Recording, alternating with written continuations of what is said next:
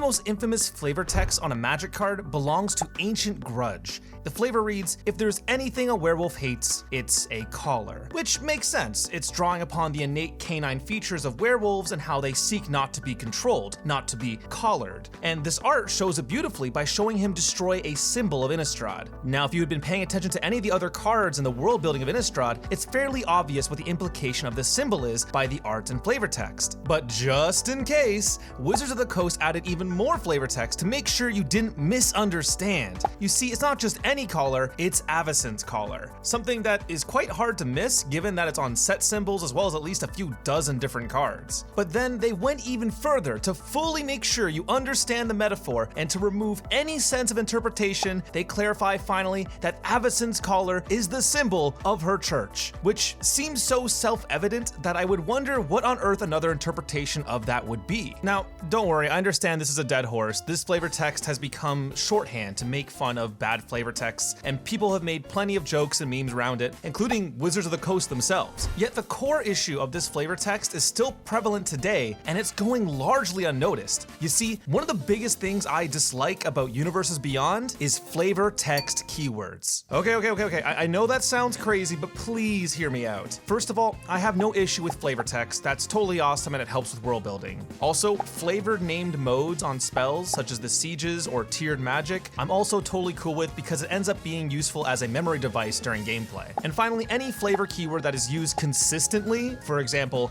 heroic, madness, and magecraft, are all safe from me. No, my issue comes with the flavor text keywords you find on various Universes Beyond cards that just describe what's already happening in the rules and the art. For example, Jumbo Cactar and his ability 10,000 Needles. Now let me ask you this, for the Final Fantasy fans in the audience who know of this boss, did you really need the 10,000 Needles written out on the card to know what this ability was a reference to? Now, I'm no genius, but this was pretty easy to figure out without the text. Thus, I don't think this flavor keyword is really for people who've consumed the original media before, because really, if you're a fan and the design has been done half decently, the reference should be recognizable. By spelling out the ability so directly, it removes a lot of the interpretation that one could have around a card, and honestly, kind of simplifies your experience when reading it. And I think that kind of does people a bit of a disservice. One of the elements of Magic that really got me into it was discovering how the story and the characters interacted with the mechanics of the game. I'm sure a lot of people first remember learning about, say, the werewolves and monsters of Innistrad and how they would transform onto the backside of their cards. Sometimes I would see the ability of a character and immediately be excited to learn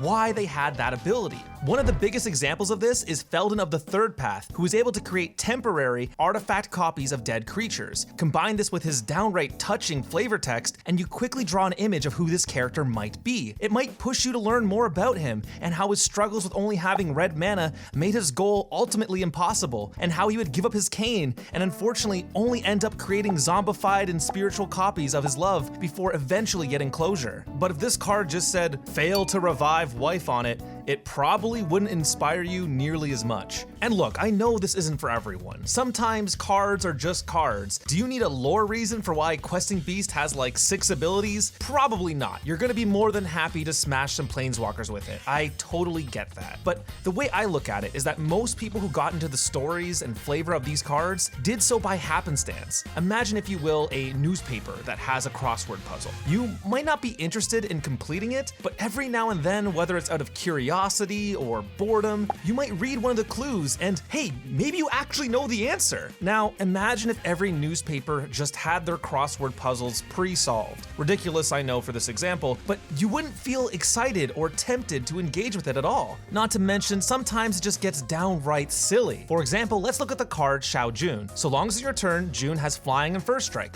Cool. And then you can tap 2 artifacts you control to deal 1 damage to each opponent. Awesome. Now, judging from the art and the creature type, and as well as the abilities themselves, you can probably get a good idea of what this card is trying to represent in this situation. Wizards of the Coast, I guess, was terrified that you'd wonder why this creature has flying and added the flavor text Leap Strike. Wizards, respectfully, please just trust your artists. I can visually see her leaping and striking. I did not need a flavor text keyword to explain to me what is self-evident. Not to mention, this is a keyword that is just describing two existing keywords. So, maybe these keywords aren't here for Magic players. That seems fairly likely considering that these flavor keywords are not found on universes within Magic products. And this makes a lot of sense. I think the best thing that these flavor keywords do is let people who do not know Magic or don't intend to play Magic understand the rules text references. For example, if you know Magic but you know Ryu from Streets, you can rest easy knowing that he has the word Hadouken on his card. But I think this is just a silly thing to worry about from my perspective. Realistically, I think it just plays into a lot of the concerns that people have with Universes Beyond, that people aren't interested in sticking around with the game. So when the Universes Beyond well runs dry, the fear is that players won't be around to support the universes within worlds of Magic the Gathering. Now, to be clear, I don't think that's truly going to happen, but I do think that helping encourage players to engage deeper with their cards, especially if it's an IP they already enjoy, will create more invested players who will recognize the beauty of Magic the Gathering as a game rather than just a vehicle for them to receive new art of their favorite fictional characters. Or worse, an investment to capitalize on the profits of an existing IP. But really, I just want people to engage with the cards that they play in every format. I'd like it if people could get excited to share interpretations of the cards that they saw. I'd like it if people who came for